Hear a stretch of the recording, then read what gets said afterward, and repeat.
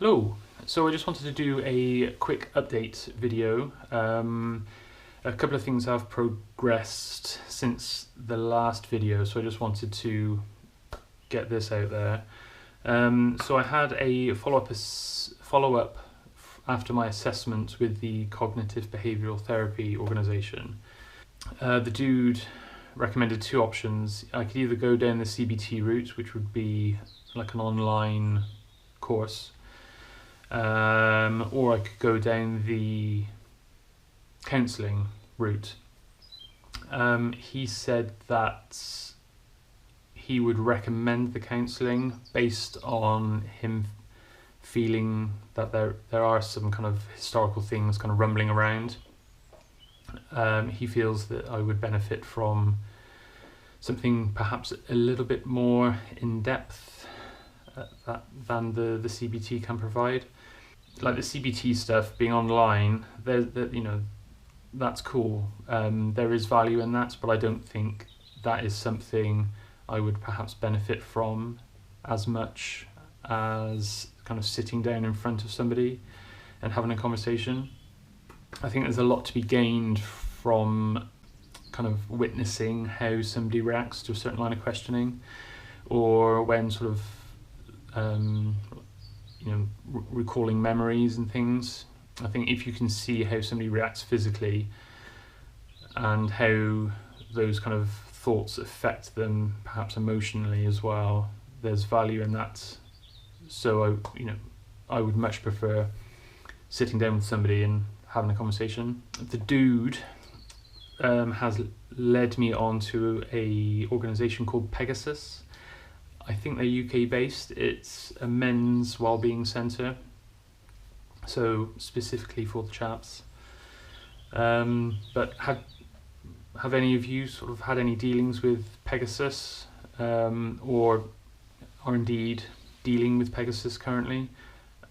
If you have, please stick some comments down below. It would be nice to get a bit of sort of first-hand experience as to what they're all about, and whether you've had success with them or not. So I'm going to do a bit of research into them and then book an appointment. Hopefully there won't be too much of a wait, but who knows. I get 6 free sessions, I think, with them, so I appreciate that immensely. I would be willing, obviously, to fund further sessions, but I think those initial 6 free ones will certainly give me an idea of whether I feel it's going to benefit me in the long term, because it's not something that I want to do for a bit and then pack in. If it's benefiting me, then I'll continue to do it. I go to the osteopath every 3 months because I don't want to just go when I'm broken. I want to have some maintenance so I don't get broken in the first place. So, similar thing. In addition to that, I was summoned to work recently by my HR department. They wanted me to have a sit down with occupational health, but I had no information from them about why or what was expected of me or anything.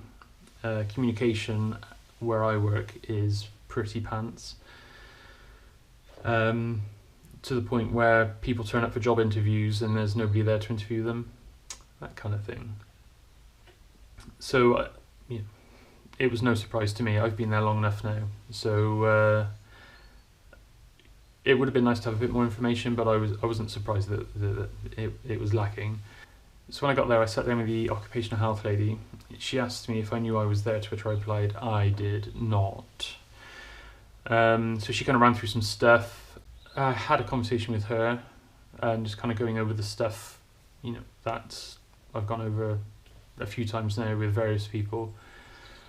And it turns out that she works for an independent company. She is not employed by the company I work for, nor is she employed by the third-party company that we use to record absences.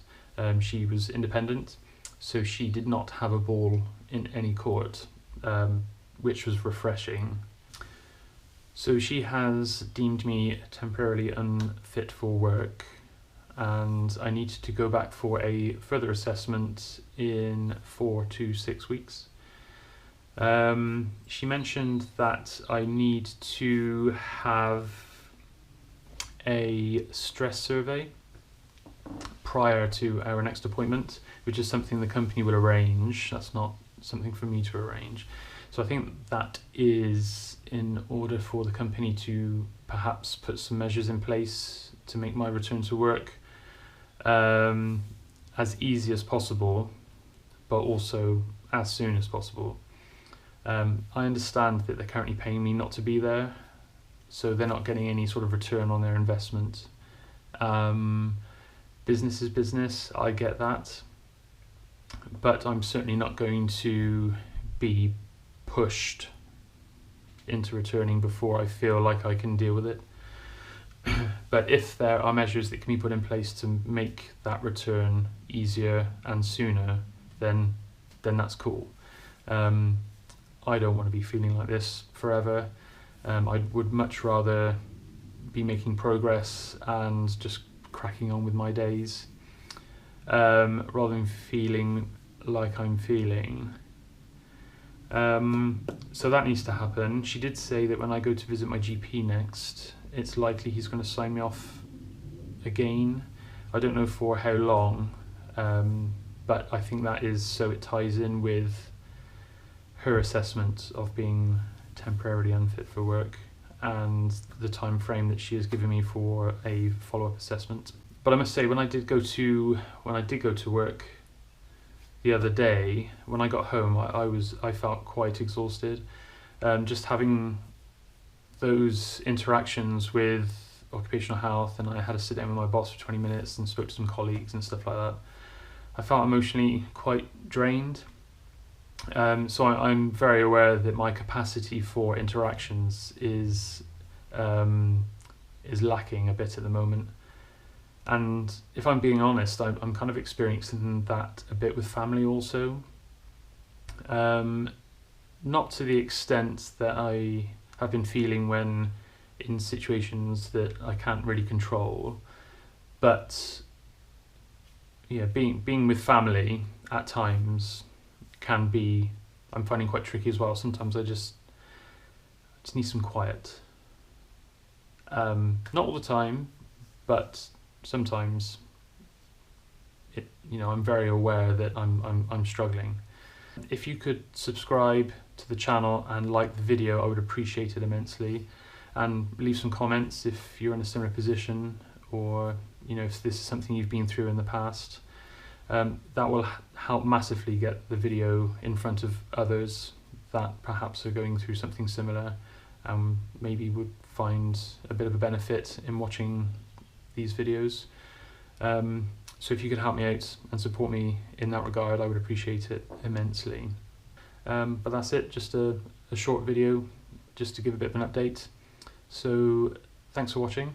I will see you in the next one.